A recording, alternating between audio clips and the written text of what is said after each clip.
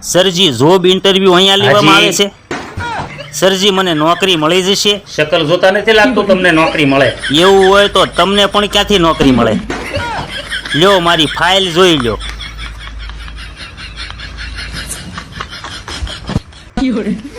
તમને ખબર છે તમારી અંદર મહેનત નથી.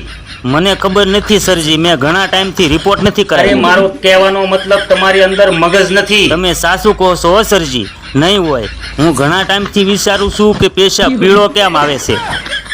અરે ગમે ત્યાં જોબનું ઇન્ટરવ્યુ દેવા માટે જાઓ તો પહેલા તમીઝથી વાત કરવાની હોય છે. પણ બહાર તો કોઈ તમીઝ છે જ નહીં. પટ્ટાવાળો ઊભો છે, એણે કહ્યું કે અંદર ચાલ્યા જાવ, એટલે હું અંદર આવી ગયો.